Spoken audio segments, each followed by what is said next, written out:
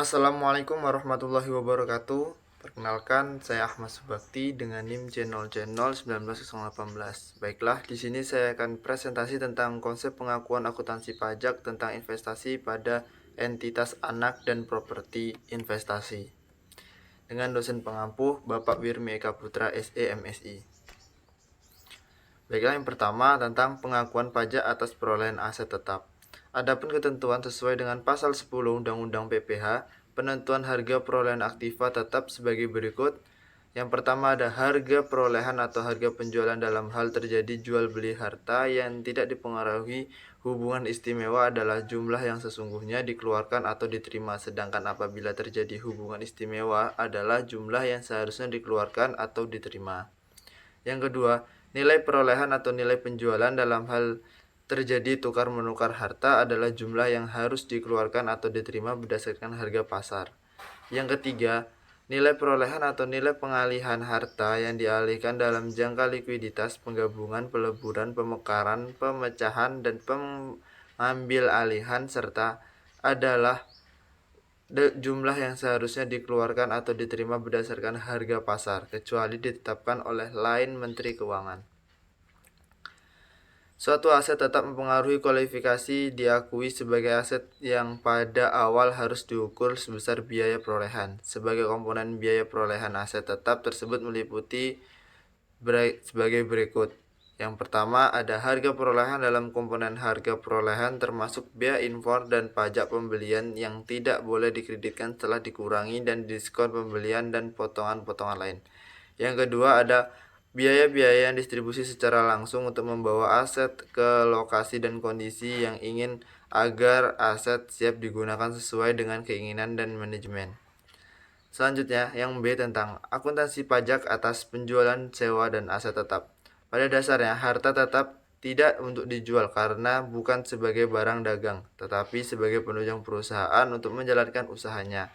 Tetapi tidak menutup kemungkinan harga tetap untuk jual karena beberapa hal sebagai berikut.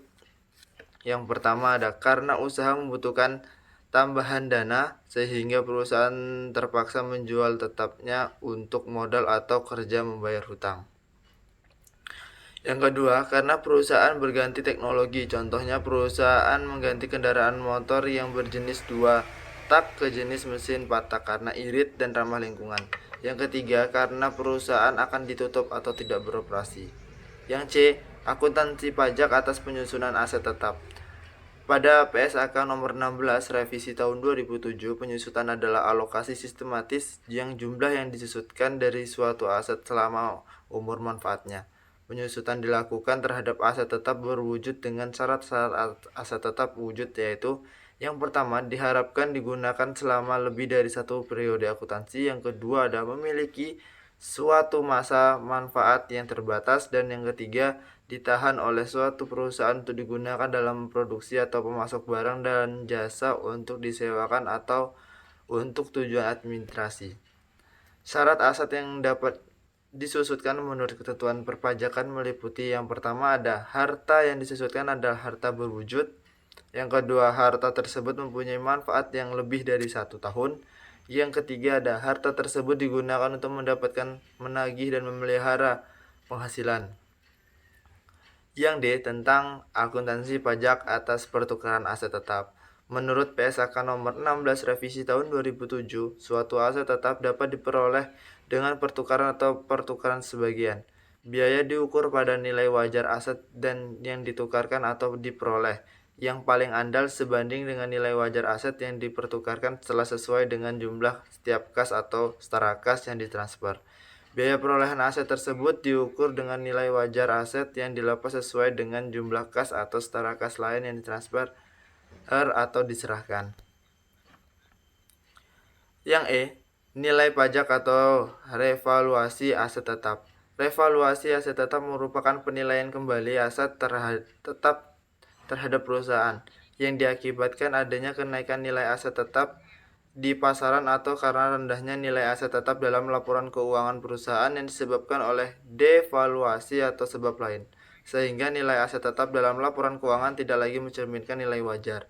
Jika nilai wajar yang ditetapkan oleh perusahaan penilai atau penilai yang diakui oleh pemerintah tidak mencerminkan keadaan yang sebenarnya, maka Direktur Jenderal Pajak akan menetapkan kembali nilai pasar atau nilai wajar aset yang bersangkutan atau keputusan Menteri Keuangan nomor 79 PMK 03 2009 alasan wajib pajak melakukan revaluasi. Yang pertama ada meningkatkan nilai perusahaan markup sehingga memudahkan perusahaan dalam proses pencarian dana baik melalui pinjaman bank maupun pinjaman saham. Yang kedua ada meningkatkan biaya penyusun aktiva tetap di masa datang sehingga deductible expense di masa datang semakin besar dan beban pajak semakin kecil. Yang ketiga meningkatkan keakuratan perhitungan penghasilan maupun biaya sehingga mencerminkan kemampuan perusahaan dan sebenarnya dalam menghasilkan laba. Yang terakhir adalah agar neraca perusahaan menunjukkan posisi kekayaan perusahaan yang sebenarnya. Baiklah, terima kasih. Mungkin hanya ini presentasi yang dapat saya sampaikan. Lebih kurangnya saya mohon maaf. Saya akhiri. Wassalamualaikum warahmatullahi wabarakatuh.